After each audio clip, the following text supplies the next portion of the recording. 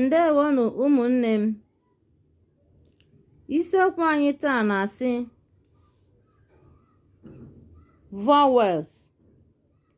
vowels n'asụsụ Bekee ma ọ bụ ụda ume n'asụsụ Igbo. Ha dị 8. Abịa n'asụsụ Igbo, anyị kọwara n'oge gara aga n'asụsụ Igbo mbụ mkpụrụ edemede na ha dị 36.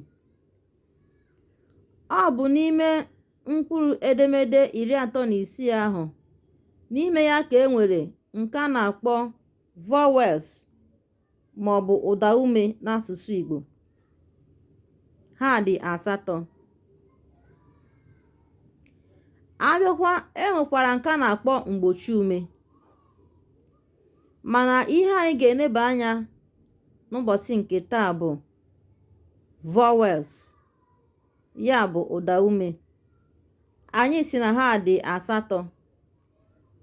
Ị na-anya n'ime abịdị a, anyị mere ka ọ ga-esi kwe onye ọbụla nghọta site na ịka ya ihe gburugburu.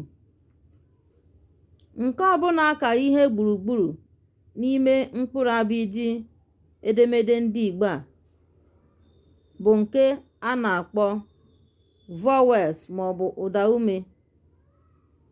Ngwa ka anyị gụọ ha: a, e, i, o, ọ, u, ụ. Abịa na Igbo vowels a, ekekwara ya ụzọ abụọ: otu a na otu e. Otu a bụ nke anaghị adasi ike, ebe otu e na-adasi ike.